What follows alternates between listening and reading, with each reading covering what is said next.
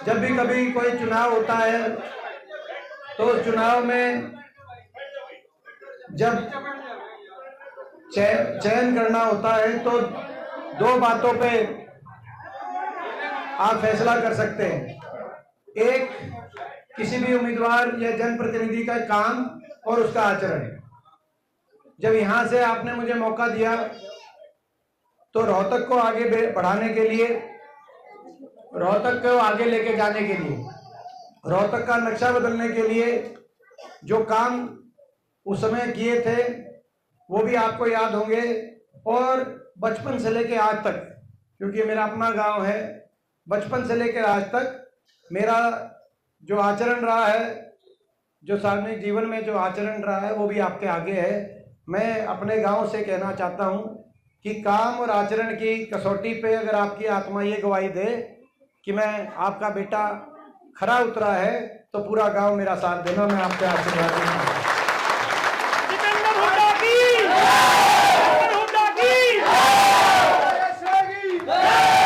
और मैं विश्वास दिलाता हूं, आपका आशीर्वाद खाली हाथ नहीं जाएगा। आपका आशीर्वाद 3 महीने के बाद हरियाणा में आपकी सरकार लेके आएगा। और आपके आशीर्वाद से दिल्ली पहुंचकर मैं आपके खोए हुए मान सम्मान को देश में ऊपर लेके जाने का मैं काम करूंगा और अपने इलाके के रुके हुए विकास कार्यों को आगे बढ़ाने के लिए मैं सारे प्रयास करूंगा। आज पूरे हरियाणा में एक माहौल बन गया। बीजेपी से हर आदमी दुखी हो गया। 10 साल की खट्टर सरकार ने आज देश में सबसे ज्यादा बेरोजगारी हरियाणा में कर दी। हर घर में पढ़े लिखे बच्चे बेरोजगार। आज महंगाई की मार अलग से। आज किसान पे इतना अत्याचार हुआ इस सरकार में जो देश में दूसरा उदाहरण नहीं है। गरीब आदमी की सारी स्कीम बंद कर दी सरकार ने। जो गरीब आदमी को जो सारी स्कीम मिल रही थी, 100 गज के प्लॉट की स्कीम थी, मकान आया करते। 10 साल में कोई इक्का दुक्का मकान आया तो आया, नहीं तो मकान नहीं है गरीब आदमी का। ये कार्ड कई आईडियो के चक्कर में, कागजों के चक्कर में, पोर्टलों के चक्कर में गरीब को, किसान को, फैमिली आईडी में सबको उलझा दिया और काम कुछ किया नहीं। विकास का भी कोई एक परियोजना पूरे हमारे रोहतक में या पूरे हरियाणा में कोई विकास की एक परियोजना आई नहीं। विकास की पटरी से उतर गया हरियाणा। और आज इसीलिए पूरे देश में और पूरे प्रदेश में, आप पूरे प्रदेश हरियाणा प्रदेश के कोने कोने में जाओगे तो आपको एक ही बात सुनाई देगी।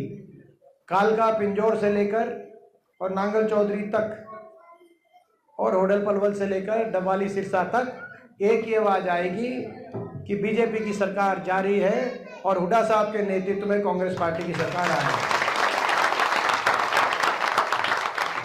ये बड़ी मेहनत से, कड़ी मेहनत से ये माहौल बना है प्रदेश में। अब अपने गांव से मैं ये कहना चाहता हूं, भाई इस माहौल को, जो ये माहौल प्रदेश में बना है, आपकी पक्ष में माहौल बना है, इसकी रक्षा सुरक्षा आपको करनी है। इस माहौल की अपने घर में, अपने घर को आपने संभालना है। और भाई अपना गांव है, मैं केवल आपसे वोट की अपील ही नहीं करूंगा। मैं तो ये कहूंगा कि भाई ये आपका इलेक्शन है, ये इलेक्शन आपने संभालना है। अपने गांव में भी, अपने गांव से बाहर भी, कोई भी छत्तीस बिरादरी के हमारे सारे बड़े बुजुर्ग यहाँ बैठे हैं। आपस में कोई छोटी मोटी कोई बात हो तो आपस में बात करके, क्योंकि कई बार छोटी मोटी कोई बात होती है तो अपने से ही होती है और अपना ही उसको दूर करता है। आपने देखा जो खट्टर साहब 10 साल मुख्यमंत्री रहे, 10 साल में कलोई हल्के में आने का उनका एक दिन का टाइम नहीं मिल पाया, जबकि 10 साल एक बड़ा समय होता है, लंबा। और अब बीजेपी ने जब बदल दिया तो अब वो करनाल से लड़ रहे हैं, तो इस बात का उलाना भी उनके पास लेके जाए तो क्या उलाना लेके जाए कि 10 साल तक आए नहीं। और अपने का दर्द भी अपने को होता है। अगर कोई अपने का कोई बात हो जाए और कभी मौका मिला तो अपना ही दूर करता है और अपना अपने से दूर नहीं जाता, आगे साथ करना। और गांव में मैं सभी से कहना चाहता हूँ, भाई पूरा गांव मेरे लिए एक समान है, पूरा गांव बराबर है। मैं आपका बेटा हूँ, आपका भाई हूँ। ये ऐसे ही ऐसा धर्म युद्ध है, इसमें सारी देश की ताकतों के निशाने पे आपका बेटा है, क्योंकि इनसे लड़ाई लड़ी तानाशाही ताकतों से 10 साल देश की संसद में भी, हरियाणा से बाकी सारे सांसद बीजेपी के, आज भी राज्यसभा लोकसभा मिला के 15 सांसदों में से 14 बीजेपी के, तो मैं विपक्ष का एकमात्र सांसद। तो जब लड़ाई लड़ी, जब गरीब की लड़ाई लड़ने की बारी आई, जब अपने बेरोजगार नौजवान की बारी आई, चाहे वो किसान की बारी आई, जब किसानों 750 किसानों की जान गई, चाहे हमारी बेटियों को की बारी आई, तो आप समझ सकते हो जब लड़ाई तानाशाही ताकतों से आंख में आंख मिलाकर देश की संसद से लेकर और सड़क तक जो लड़ाई लड़ी, तो उसमें उनकी आंख में तो मैं रुकूंगा ही भाई, और इसीलिए उनके निशाने पे हूँ। मेरे पास उनसे लड़ने के लिए आपका आशीर्वाद है, इनके पास बहुत कुछ है, आप अपने आशीर्वाद में कभी मत छोड़ना, मैं ये आपसे आशीर्वाद। तो भाई मैं गांव से पूछना चाहता हूँ कि भाई आप कहो, और सरकार बनते ही हम फैसले करेंगे।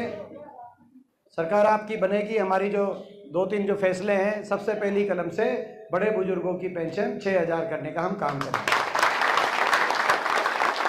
हम अपनी माताओं बहनों, जो घर में जो सबसे बड़ी माता बहन है, जो घर चलाती है, उनको उनकी हर महीने की 8500 रुपये की पेंशन उनकी करने का हम अलग से काम करेंगे, ताकि महंगाई से गृह लक्ष्मी योजना, ये गृह लक्ष्मी योजना है, जहाँ जहाँ कांग्रेस की सरकार बनती है वहाँ करते हैं ये, ताकि महंगाई से बचने के लिए एक हमारी माताओं बहनों को अलग से एक ये काम हो सके। इसके अलावा किसान को MSP गारंटी, कर्मचारी को ओल्ड पेंशन स्कीम, SC समाज के और BC समाज के हमारे परिवारों, BPL परिवारों के लिए 100 गज की प्लॉट की स्कीम दोबारा से शुरू करने का काम करेंगे, और अपना 3.5 लाख की आर्थिक सहायता से इंदिरा आवास योजना के मकान, जिस परिवार को मकान चाहिए उनको मकान की 3.5 लाख की आर्थिक सहायता दिला के, ताकि 2 कमरे का सरकार की सहायता से मकान, और 2 लाख पद जो बीजेपी ने ख़त्म कर दिए पहली कलम से, 2 लाख पदों की भर्ती निकलवाने का हम काम करेंगे, ताकि नौजवानों को पारदर्शी और समयबद्ध तरीके से नौजवानों को रोजगार के अवसर मिले, और रोहतक को विकास के मामले में आगे लेके जाने का काम करेंगे, ताकि आने वाले समय में दिल्ली के पूरब में नोएडा, दक्षिण में गुड़गांव और पश्चिम में रोहतक, आने वाले समय में रोहतक भी गुड़गांव और नोएडा के समान रोहतक का विकास हो, ताकि नेक्स्ट जनरेशन को हम अपने रोहतक में अच्छा भविष्य दें। ये हमारा, ये सारी बातें लेके हम चल रहे हैं।